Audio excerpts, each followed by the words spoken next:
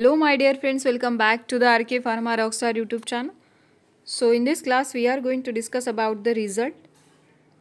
Okay, result out झालेला आहे तुमचा कारागृह विभाग भरती 2024.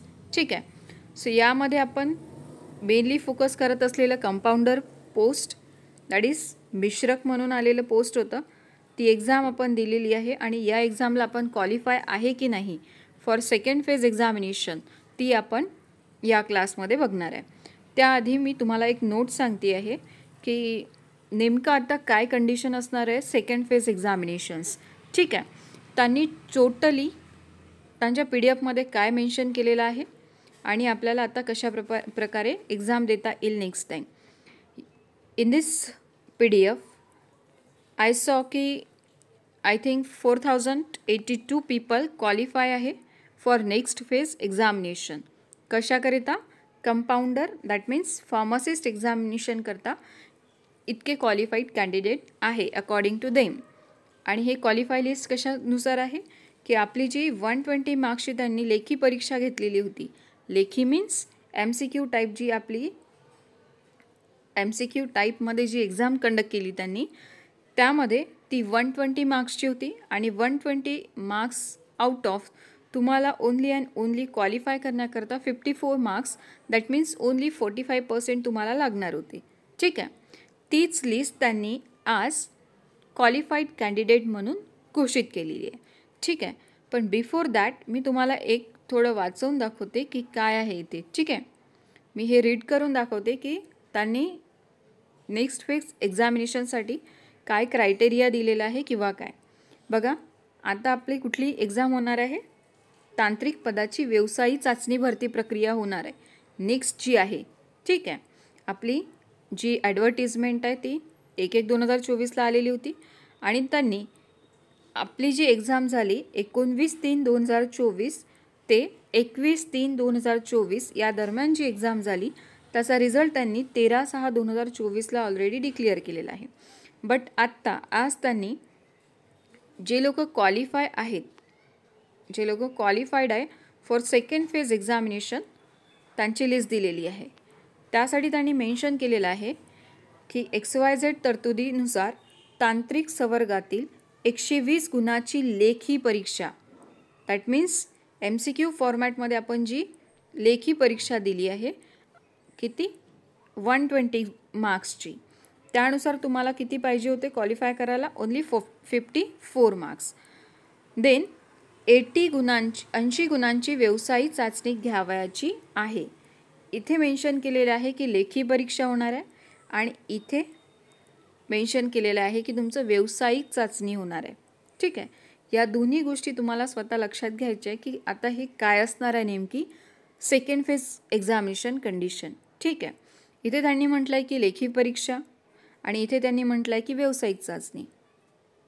ही टेक्निकल एक्झामिनेशन म्हणजे व्यावसायिक चाचणी होतं, पण आता ती तुमची लेखी परीक्षा घेणार आहे किंवा कसं घेणार आहे याबद्दल तुम्ही त्यांना कॉन्टॅक्ट करून थोडं विचारू शकता. ठीक आहे. कारण मला याबद्दल रिगार्डिंग काहीही माहीत नाही. ठीक आहे. नेक्स्ट, आता या लिस्टमध्ये कोण पात्र व्यक्ती आहेत ते आहे की ज्यांना 120 पैकी 45% मिळालेले आहे. 45% मीन्स ओनली 54 मार्क्स. ज्यांना 54 मार्क्स असतील ते पण या लिस्टमध्ये क्वालिफाईड पर्सन म्हणून आहे. ठीक आहे. तर या लिस्ट, आता ही लिस्ट तुम्हाला कुठे मिळणार आहे? ठीक आहे. आणि इथे बघा त्यांनी दिलेली आहे तांत्रिक पदाकरता जाहिरातीनुसार लघुलेखक पदाकरिता 45% अधिक गुण प्राप्त उमेदवारांची 80 गुणाची लघुलेखनाची चाचणी परीक्षा घेण्यात येणार आहे. तसेच नमूद इतर तांत्रिक संवर्गातील पदाकरिता त्या पदाशी निगडित संबंधित अभ्यासक्रमाच्या आधारे 80 गुणांची बहुपर्यायी प्रश्नांची व्यावसायिक चाचणी घेणार आहे. बहुपर्यायी मीन्स MCQ, बहुपर्यायी मीन्स MCQ आणि व्यावसायिक मीन्स टेक्निकल एक्झाम होते. ठीक आहे. तर मला तरी वाटतं आता की काय होईल, MCQ बेस टेक्निकल सिलेबसवरतीच तुमचा नेक्स्ट पेपर असणार आहे. काही प्रॅक्टिकल वगैरे एक्झाम नसेल असा माझा एक अंदाज आहे. ठीक आहे. माझं पण मराठी खूप छान नाही आहे, पण ज्यांना कुणाला समजत असेल हे त्यांनी डाऊट क्लिअर करून घ्यायचा आहे. ठीक आहे. ही चाचणी परीक्षा ऑनलाईन पद्धतीने घेण्यात येणार आहे. क्लिअर आहे आता? 80 गुणांची बहुपर्यायी म्हणजे MCQ फॉर्मॅट टेक्निकल एक्झामिनेशन ही ऑनलाईन पद्धतीने घेण्यात येणार आहे. ठीक आहे. Confusion clear is that? They next, परीक्षेचा दिनांक वेळ TCS संस्थेमार्फत कारागृहाच्या संकेतस्थळावर लवकरच प्रसिद्ध करण्यात येईल. कारण आत्ता तुमची क्वालिफाईड लिस्ट तुम्हाला दिलेली आहे.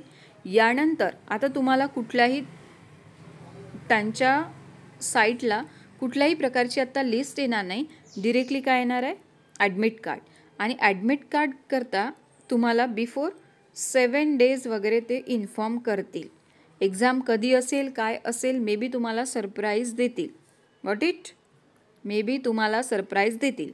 आणि एक आणखी गोष्ट की तुमच्या कंपाऊंडर एक्झामिनेशनमध्ये ओन्ली 4082 लोक क्वालिफाईड आहेत.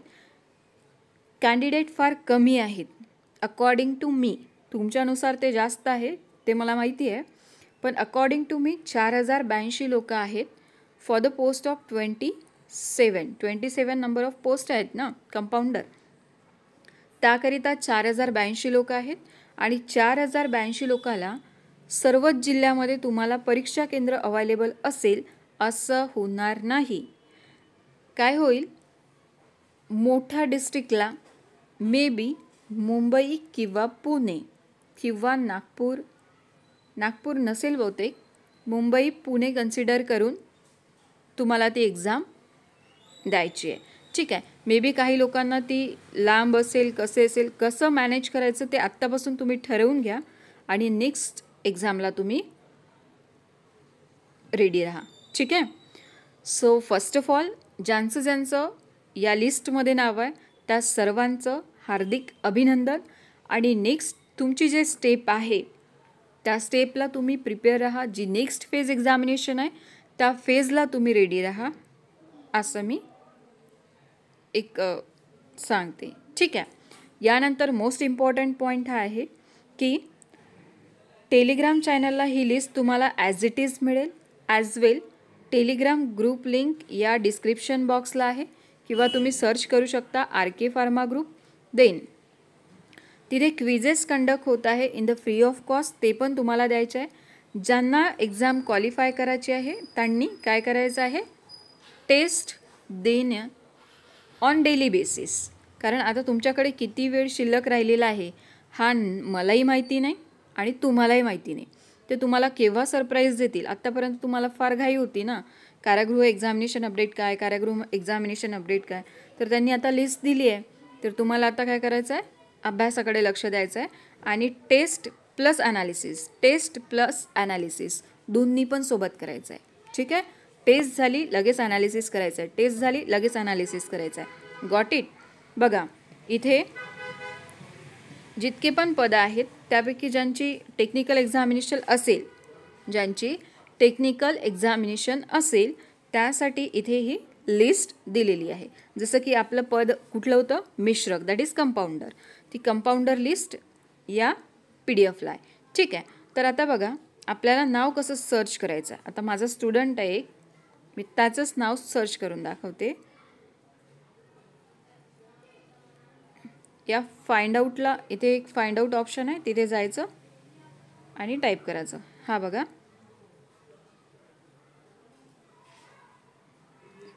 दिसत आहे?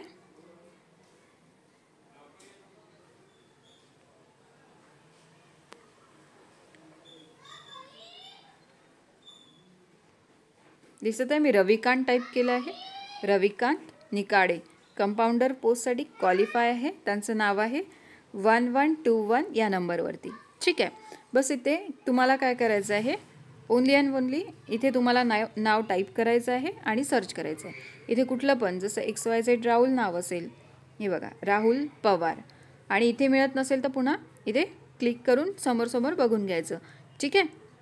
मागे पुढे तुम्हाला दोन्ही पण ऑप्शन असेल. Got it? कंपाऊंडर लिस्ट आहे, टीचर लिस्ट आहे अँड आणखी कुठल्या आहे ते तुम्ही बघू शकता. हा लिस्ट तुम्हाला ॲज इट इज टेलिग्राम चॅनलला मिळेल. जॉईन करा आणि अभ्यास करा. टेस्ट ज्यांना घ्यायची आहे त्यांनी टेलिग्रामला पर्सनल मेसेज करू शकता किंवा टेलिग्रामला एक नंबर मी जॉईन केलेला आहे 77, त्या नंबरला तुम्ही काय डाऊट्स असतील तुमचे ते विचारू शकता. ठीक आहे.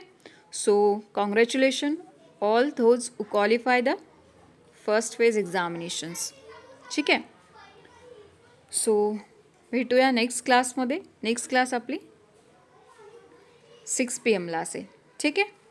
So thank you friend for watching this and congratulations all of you. See you guys in the next class. Thank you.